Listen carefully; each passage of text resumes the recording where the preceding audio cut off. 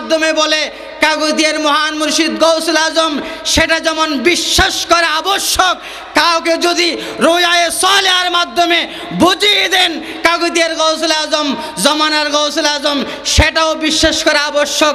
এটাই হলো আহলে সুন্নাত ওয়াল জামাতের আকীদা। জোরে সোরে বলুন সুবহানাল্লাহ। প্রিয় ভাইরা আমার, তাহলে বলতে চেয়েছিলাম 1954 সাল থেকে 1996 সালের মধ্যে কামালে ইত্তেবায়ে মুহাম্মদী সাল্লাল্লাহু আলাইহি ইসলামের মাধ্যমে গৌসিয়তের তাস নিয়েছেন। 2003 সাল 1996 সাল থেকে 2003 সালের এই সময়ের মধ্যে কামালে মুহাব্বতে মুহাম্মদী সাল্লাল্লাহু আলাইহি ইসলামের মাধ্যমে খেলাফতে রাসূলের মর্যাদা পেয়েছেন। জোরে সোরে বলুন সুবহানাল্লাহ। তার প্রমাণ 2003 সালে আমার মহান মুর্শিদ গৌসুল আজম মদিনায়ে মুনাওয়ারায় জিয়ারতে গিয়েছিলেন, উমরা পালনের জন্য গিয়েছিলেন। সেই মদিনাতুল মুনাওয়ারায় এক অলৌকিক ঘটনা ঘটেছে। আমার গৌসুল আজম যখন মদিনা শরীফ রওজা পাকের ভিতরে ঢুকলেন, আমার গৌসুল আজম দু হাত মুবারক তোলে দোয়া করার জন্য প্রস্তুতি নিচ্ছিলেন। সরকারি পক্ষ থেকে বাধা দেওয়া হচ্ছিল। ঠিক সেই সময়ে আমার গৌসুল আজমের সাথে থাকা 3 জন তরিকতপন্থী দেখতে পেলেন একজন সুন্দর নূরানি পুরুষ এসে আমার গৌসুল আজমকে বললেন, যতক্ষণ মনে চায় ততক্ষণ দোয়া করুন, সেই সরকারি কানুন আপনার সাথে চলবে না। জোরে জোরে বলুন সুবহানাল্লাহ। আমার গৌসুল আজমের সাথে যারা ছিলেন তারা আমার গৌসুল আজম থেকে জানতে চাইলেন, এই সুন্দর নূরানি পুরুষ তো চিনতে পারলাম না। আমার গৌসুল আজম বললেন, আপনাদের চিনার প্রয়োজন নেই, শুধুমাত্র লিখে রাখুন এই 2003 সালে মদিনায়ে মুনাওয়ারায় এইরকম একটি ঘটনা ঘটেছে। সেই 2003 সালের সেই আজব ঘটনা 2009 সালের মধ্যে আমার গৌসুল আজম গৌসিয়তের জবানে প্রকাশ করে দিয়েছিলেন, ও হে আমার তরিকতপন্থীরা, 2003 সালে মদিনা মুনাওয়ারায় যেই ঘটনা ঘটেছে সেটা অন্য কোনো ঘটনা নয়, সেটা মদিনাওয়ালার পক্ষ থেকে আমি গৌসুল আজমকে মদিনাতুর রাসূলের খেলাফতের অনুষ্ঠান ছিল। জোরে জোরে বলুন সুবহানাল্লাহ। প্রিয় ভাইরা আমার, এরকম ঘটনা কি করতে পারে? দুররুস সামিন ফি মুবাশশারাতিন নবীল আমিন কিতাবের 14 নম্বর হাদিস, হযরত শাহ ওয়ালিউল্লাহ মুহাদ্দিস দেহলভী বলে যাচ্ছেন, আখবারানি ওয়ালিদি আন্নাহু রাআন নবিয়্য সাল্লাল্লাহু আলাইহি ওয়াসাল্লাম ফিল মানাম ফাবায়াহু ওয়ালাকানাহু নফিয়া ওয়ালইসবাতা আলা তরিকাতি সুফিয়া ফাবায়ানি কামা বায়াহু নবী সাল্লাল্লাহু আলাইহি ওয়াসাল্লাম ওয়ালাকানি কামা লাকানাহু নবী সাল্লাল্লাহু আলাইহি ওয়াসাল্লাম। হযরত শাহ আব্দুর রহিম মুহাদ্দিস দেহলভী বলতেছেন, আমার নবীর ইন্তেকালের পরে আমার নবী আমাকে তরিকতের বায়াত করেছেন স্বপ্নের মাধ্যমে। জোরে জোরে বলুন সুবহানাল্লাহ। তাহলে নবী করিম সাল্লাল্লাহু আলাইহি ওয়াসাল্লাম যদি শাহ আব্দুর রহিম মুহাদ্দিস দেহলভীকে ইন্তেকালের পর বায়াত করাতে পারেন, যোগ্যতার বলে আমার গৌসুল আজমকে তরিকতের বায়াত করাতে পারেন কিনা? প্রিয় ভাইরা আমার, 2003 সালের পর আমার গৌসুল আজম জাহিরিভাবে মদিনায়ে মুনাওয়ারায় যাননি। প্রশ্ন করতে পারেন, কেন মদিনায়ে মুনাওয়ারায় আর যাননি? খেলাফত পেয়ে আর যাননি কেন?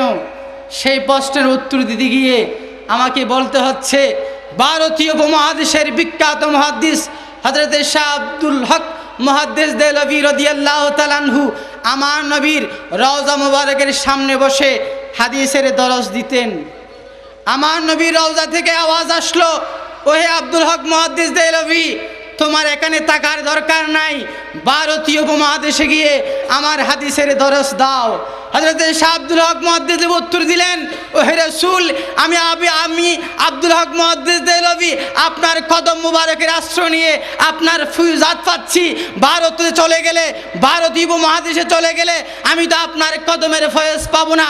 মদিনায়ে মুনাওয়ারা থেকে আওয়াজ আসলো, ও হে আব্দুল হক মুহাদ্দিস দেহলভী, তোমার যেই মাত্র ইচ্ছা হবে আমি নবীর দিদার করার জন্য, সেই মাত্র তুমি মুরাকাবার মধ্যে বসে যাবে, আমি নবী মদিনায়ে মুনাওয়ারা থেকে তোমাকে দিদার দান করব।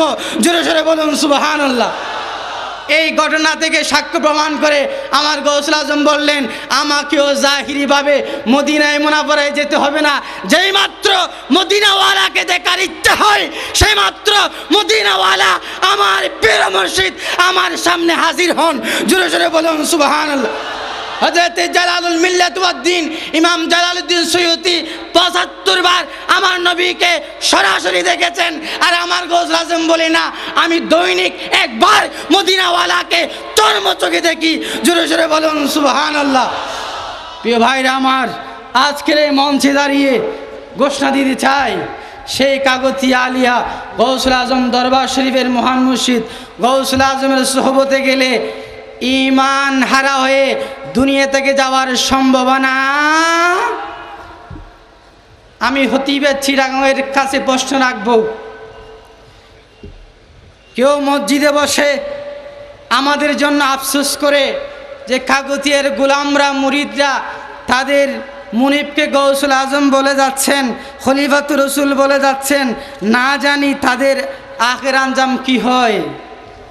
এই মৌলানা সাহেবের উদ্দেশ্যে আমি বলতে চাই, আমাদের কাগতিয়া আলিয়া গৌসুল আজম দরবার শরীফের গোলামদের পরিণাম কি হবে সেটা বর্তমান জমানার কাউকে চিন্তা করতে হবে না, চিন্তা করে ব্রেনকে নষ্ট করতে হবে না। সেই চিন্তা আজ থেকে ১৪০০ বছর পূর্বে মদিনাওয়ার রাসূল করে তার সমাধান দিয়েছেন। জোরে সোরে বলুন সুবহানাল্লাহ। আল কওলুল বদিউ ফি সলাত আলাল হাবিব শফি কিতাবের ১২১ পৃষ্ঠায় আল্লামা শাহ শামসুদ্দিন মুহাম্মদ বিন আব্দুর রহমান সাহাবী রওয়ায়াত করতেছেন, আনাস ইবনে মালিক রাদিয়াল্লাহু তাআলা আন قال قال رسول الله صلى الله عليه وسلم من صلى علي في يوم 1000 مرة لم يمت حتى يرى مقعده في الجنة। আমার নবী বলতেছেন, ও হে আমার উম্মতরা, যা তোমাদের মধ্যে যেই উম্মত আমি নবীর উপর দৈনিক 1000 বার দরুদ শরীফ পড়বে, তোমরা জান্নাতের ঠিকানা না দেখা পর্যন্ত মৃত্যুবরণ করবে না। জোরে সোরে বলুন সুবহানাল্লাহ। আজকের খতিবের চট্টগ্রামকে আমি বলতে চাই, কাগজের গোলামদের আখির আঞ্জামের চিন্তা আপনাকে করতে হবে না, মদিনা রাসূল সেই চিন্তা করেছেন। আমার গৌসুল আজম গোলামদেরকে 1111 বার দৈনিক দরুদ শরীফ দিয়েছেন, 1000 বারের উপরে 101 বা 11 বার বেশি দিয়েছেন। ও হে আমার গোলামরা, তোমাদের 1000 বারের মধ্যে যদি কোনো ত্রুটি হয় সেই ত্রুটি যেন মোচন হয়ে যায়, আমি 1000-এর উপর আরও 111 বাড়িয়ে দিলাম। ও হে চট্টগ্রামের খতিব সাহেব, আমি আপনাকে বলতে চাই, কাগজের গোলামদের পরিণাম আপনাকে চিন্তা করতে হবে না, মদিনাওয়ালা চিন্তা করেছেন। সেই জন্য মদিনাওয়ালা ঘোষণা দিয়েছেন, কাগতিয়া আলিয়া গৌসুল আজম দরবার শরীফের আউলাদ রাসূল হযরত শেখ সৈয়দ গৌসুল আজমের গোলামরা আমি নবীর উপর দৈনিক 1000 বার দরুদ শরীফ পড়ে সেই জন্য মৃত্যুর আগে জান্নাত চেয়ে ইন্তেকাল করবে। জোরে সোরে বলুন সুবহানাল্লাহ। আজকের এই মঞ্চে দাঁড়িয়ে সেই মহান মুর্শিদ আউলাদ রাসূল গৌসুল আজমের হায়াতি হিজরি কামনা করছি, মুর্শিদ আজমের হায়াতি হিজরি কামনা করছি। ফাতেমা সানি জমানার রাবি বসরি রুহানি আম্মাজানের রফে দরজাত কামনা করছি। আসসালামু আলাইকুম ওয়া রাহমাতুল্লাহি ওয়া বারাকাতুহু।